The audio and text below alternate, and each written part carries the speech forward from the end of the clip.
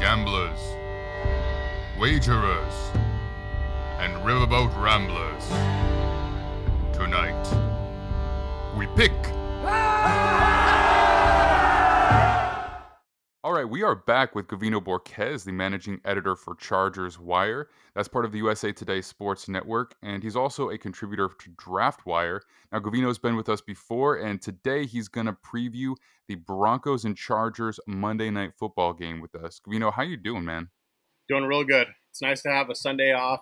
We got some rain here in Phoenix yesterday, so that's very unheard of. So I'm going to enjoy the day, soak up the nice weather today.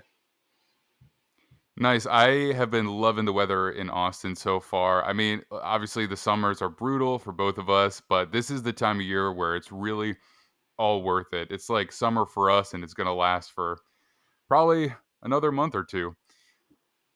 Okay, so I've only got you for a few minutes, and I do appreciate you coming on the show. So let's jump right into the preview today. Chargers, they are injury ravaged, man. They're getting banged up all over the place. They've had some guys step in unlikely situations and perform well. Jamari Sawyer is certainly one of them. We've highlighted him on the show before. But I think before anything else, I just want to ask you, how are you feeling about the team's injury issues? How do you feel about the current team's ability to contend? Now, maybe the Broncos haven't been the best team so far, but going forward, I just want your insight into that. Yeah, so the team has been without Rashawn Slater and rookie, our sixth-round pick, Jamari Sawyer, has done a nice job of filling in that role. The team has definitely schemed around him to protect the likes of Myles Garrett and Jadeveon Clowney last week, Jerry Hughes the week before. So he's been solid. The issue has been Keenan Allen's injury and Joey Bosa's injury. With Keenan Allen's injury, a lot has not been able to open up in different parts of the field. With his presence, he draws a lot. And, with Mike Williams, he's the one that's doing most of the work. Gerald Everett will go in spurts of having good games. But Keenan Allen, that's a big piece of the offense, to be able to do a lot of the stuff in the short to intermediate areas, part of the field. And, again, they've been leaning on last year's third-round pick, Josh Palmer, and he just has not shown up and has actually met the expectations that people had. And then regarding Joey Bosa, the team hasn't had the pressure opposite Khalil Mack like they were anticipating. They've been relying on last year's fourth-round pick, Chris Rumph, and veteran Kyle Van Noy to fill in that role, but they just have struggled to generate pressure. Khalil Mack's drawing more double teams, chip blocks, and all that. So he is kind of like a one-man show with that position. And Chris Rumph, he had these high expectations going into the season, given how good he looked during training camp and preseason, but they just have not gotten production out of that position. So, I mean, how do we feel about the locker room? I think at this point there are some questions about how the guys are feeling, maybe questioning some coaching decisions. I only ask really because of that tweet that Keenan Allen sent out during the game. I believe it was last week. So, has there come out any more details around that? Did he clarify, or is it something that there's still some tension surrounding? And if it is clarified, do you feel like it's legitimate, or are they just trying to smooth things over? Well, I feel like Brandon Staley was either being honest or doing a good job of covering it up, because he said that him and Allen talked about it after the game, or the following day, I should say, and it kind of made them quote unquote closer. So, if people don't know what you're talking about, it was Brandon Staley's decision to go for it on fourth down rather than kick a punt or punt the ball and give Jacoby Brissett a longer field to work with. But instead, Justin Herbert passed it to Mike Williams. It was deflected by rookie Martin Emerson, and then that led to the Browns getting the ball. Luckily, Cade York missed the field goal. So, anyways, that decision drew a lot of head scratchers from a lot of people, including Keenan Allen. So he tweeted something out. And, yeah, so regardless, Brandon Staley said that it made them closer, that him and Keenan, they're close, they're tight, whatever.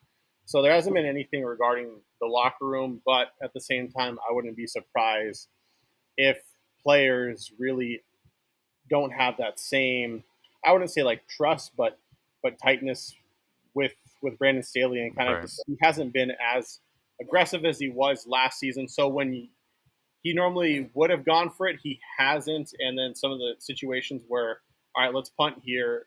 No, he's going for it. So he's definitely kind of 360'd from himself last season, and that's had people thinking that he's losing in the locker room. I wouldn't say he's on the hot seat or anything like that right now, but if he doesn't, actually start to make the right change or decisions, or to really starts to bite them as the season goes on, then you can start to question that, because despite the injuries, the Chargers have too much talent to one not make the playoffs. So like if they don't make the playoffs with what they have, despite the injuries, that's barring any other significant injuries, then you're looking at Brandon Staley on the hot seat. But for now, I feel like he's fine, but still his decision making hasn't been the same like we saw last year. Yeah, I think with the injuries, it's going to kind of lead to a little bit of a roller coaster season where, there's one week where a lot of people are criticizing the team because they don't look that good. Then they'll have a get right game when they play a team that's just not as talented, which is probably going to happen on Monday night, I think. You never know. Division games are always close. We saw that last week too. But I think ultimately they do have the inside track to the playoffs just because of Herbert and everybody else that they have, and they will get some of those guys back eventually. So looking at this specific matchup with the Broncos here, I mean, the Broncos are banged up too. They have also lost their left tackle. They've also been missing guys all over the place, losing guys preseason. And on top of that, their quarterback has looked a fraction of as competitive as Justin Herbert at this point. So not what people expected, having the big trade and big contract go to Russell Wilson. Now, I will say that I did not pick them to go to the playoffs, so I don't need to rehash that for this show, but I just wanted to kind of let you know that I didn't see a smooth season necessarily coming, but it is underwhelming even for what I thought was going to happen. How do you expect this matchup to play out? I mean, they have not been able to protect Russell Wilson very well, even when they have. His apparent injury has caused him to be inaccurate, and I think there's even questions about whether he sees the field very well, and I don't know if that's just the yips. I don't know if it's just the stress and the pressure. I don't know if it's miscommunications with his coaching staff. I don't know. It just kind of seems like there's dysfunction across the board. So like if we're looking specifically at this Staley defense versus this Hackett offense, how do we expect that one to play out? Well, talked about a little bit earlier. If there's any game to actually get right for these edge defenders opposite Khalil Mack, it's going to be this one, because I think they're going to be without Garrett Bowles, and Calvin Anderson's expected to start in place of him. So it all starts right there, is getting pressure on Russell Wilson. We know that he's been struggling with his reads, but in the back end of the defense, the biggest acquisition, J.C. Jackson, has also been struggling. So I'd say quarterbacks haven't had field days against the Chargers defense, but they can certainly have their moments, and that's what makes me a little bit nervous, especially with Cortland Sutton versus J.C. Jackson, because J.C. Jackson just has struggled to get going, to actually live up to the star cornerback money that he was given, and some of it has to go to that minor ankle procedure that he had during training camp. So trying to figure out if just getting up to game speed, or if it's still bothering him. But I was thinking about it, and I'm like, this Broncos offense is rough. When going into the season, people were viewing it to be, decent to good, but it just hasn't been the case. But I'm like, if you're going to be one team or one player to actually get right, it's going to be against the Chargers, and that's why I'm not counting out the Broncos, you know, doing well on offense. And I look at that matchup, and just given how J.C. Jackson has looked, how they've struggled to get pressure off the edges, even when they're throwing in a backup left tackle. So they're gonna have to scheme some stuff up front. Melvin Gordon, he's had his fumbling issues, but he's ran the ball I'd say fairly well for the most part too. And outside the tackles, with the Chargers' run defense, that's been the issue, and that's also been a topic of discussion. Is the Chargers? They went into the offseason and brought in Sebastian Joseph Day, Austin Johnson, Otito Agbanya to really bolster this run defense. But while inside the tackles they've been strong, it's been outside of the tackles, and part of that has to do with Joey Bosa. He's one of the better edge defender against the run, and then they've struggled in open field with tackling too. So, the Staley's defense, he came in being this defensive-minded head coach.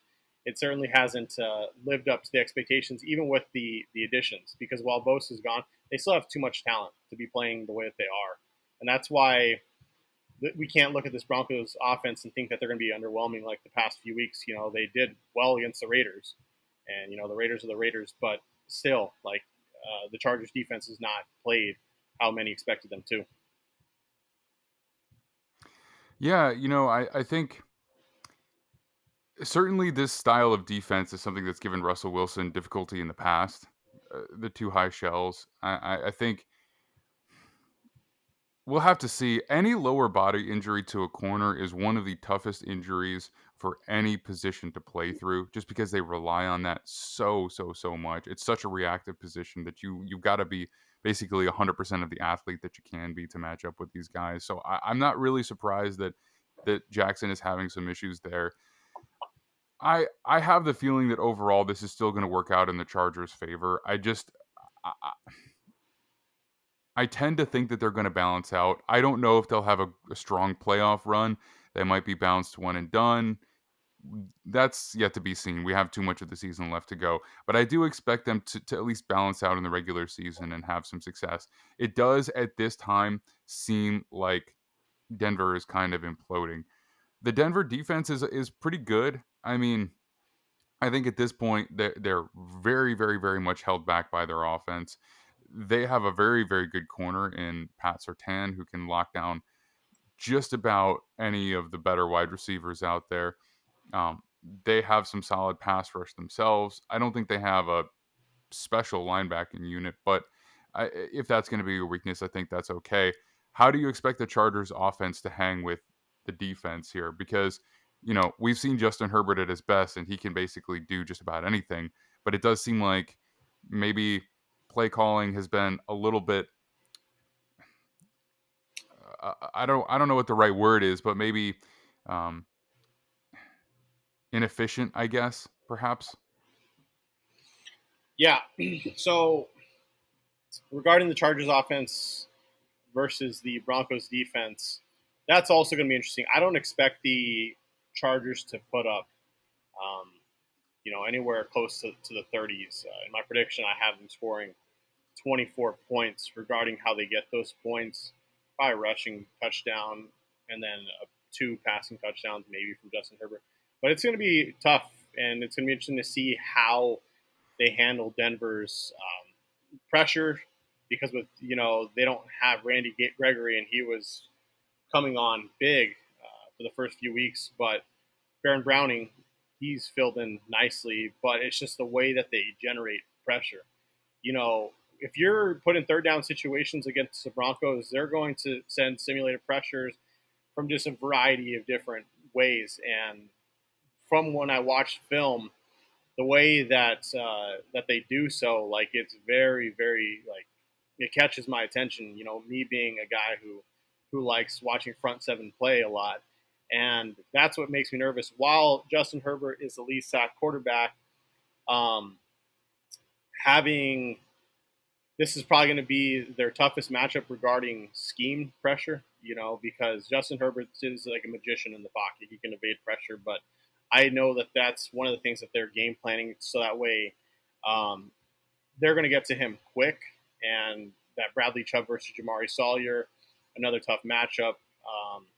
So seeing how that goes, and then regarding the cornerback versus wide receiver matchup, Broncos play a lot of zone defense, so I don't know if we're going to see too much of the Mike Williams versus Pat Surtain matchup as many are anticipating.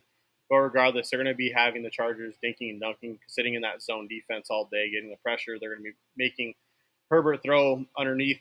They're going to have to rely on the run game, getting that going as well too. Like this is a pretty stiff defense overall, and just like being second in pass defense, like it should definitely be a little worrisome to the Chargers offense. So I'm curious to see how they're going to come out and try to mitigate that defense as much as possible. Because I would say out of all the opponents they've played, this is probably their toughest challenge yet. Yeah, I agree. So let's do it. I'm gonna let you get out of here. Be free for your Sunday with no football requirements. It's always better when you don't have to and you get to watch. Last thing I'll ask you here for predictions. Now we use PlayAction Pools as our official Pick'em affiliate, and we have a -4.5 in favor of the Chargers. So what do we think? Are the Chargers covering that? Broncos backdoor covering it? What do you think? I think the Chargers cover. I Yeah, think I the agree. That's my official prediction as well. Chargers, I feel you. I think the Chargers are just straight up a better team right now, despite everything that's happening there. There's just so much more going on with the Broncos. Okay, so I appreciate you again very, very much, Gavino. I love having you on the show, and I think this is already the third time now. So yeah. looking forward to many more appearances, and I can't wait to have some long form conversations in the off season. That's some of my favorite time to really talk football too, because you can really get into it.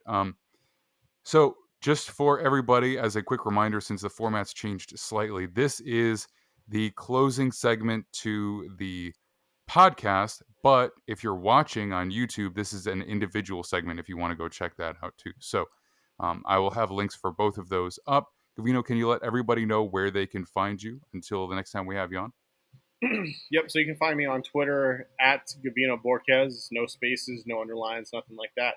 And you can also follow Chargers Wire at the Chargers Wire. Beautiful. All right. We will see you again soon, my friend. Thank you.